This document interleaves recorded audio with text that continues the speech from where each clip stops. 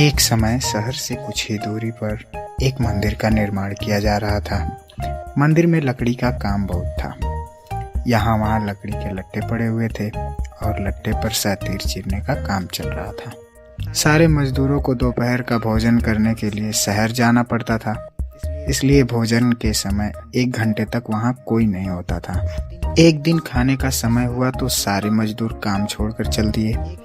एक लट्ठा आधा चिरा रह गया था। आधे चिरे लट्ठे में मजदूर लकड़ी का कीला फंसाकर चले गए।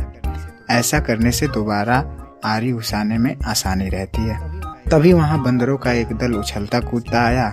उसमें से एक बंदर शरारती भी था, जो बिना मतलब चीजों से छेड़छाड़ करता रहता था। पंगे लेना उसकी आदत थी। बंदरों के सरदार ने सबको वहां पड़ी चीजों से छेड़छाड़ न करने का आदेश दिया। सारे बंदर पेड़ों की ओर चल दिए, पर वह शैतान बंदर सबकी नजर बचाकर पीछे रह गया और लगा अड़ंगेबाजी करने। उसकी नजर अधचिरे लट्ठे पर पड़ी। बस वह उसी पर कूद पड़ा और बीच में अड़ाए गए किले को देखने लगा। फिर उसने पास पड़ी आरी को देखा। उसे उठाकर लकड़ी पर रगड़ने लगा। उससे किर्र किर्र की आवाज निकलने लगी तो उसने गुस्से में आरी को पटक दी।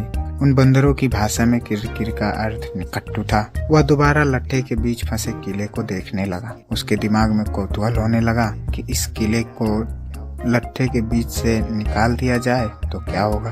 अब वह किले को पकड़कर उसे बाहर निकालने के लिए जोर आजमाइश करने लगा।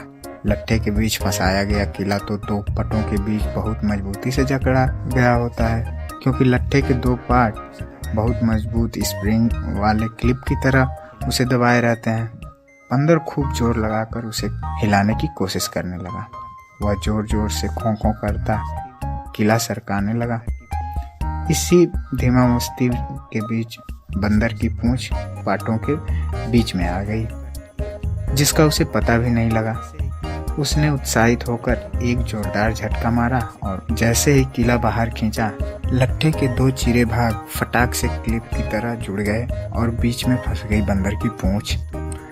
बंदर चिल्ला उठा और दर्द से तड़पने लगा। तभी मजदूर वहां लौटे। उन्हें देखते ही बंदर ने भागने के लिए जोर लगाया तो उसकी पूंछ टूट गई। वह चीखता हुआ टूटी पूंछ लेकर भाग खड़ा हुआ। अब बंदर को अपनी गलती पर पछतावा हो रहा था और उसने मन ही मन कभी भी बदमाशी न करने का प्रण किया। बच्चों, इसलिए कहता हूँ कि जिस काम का कोई अर्थ नहीं होता उसे नहीं करना चाहिए।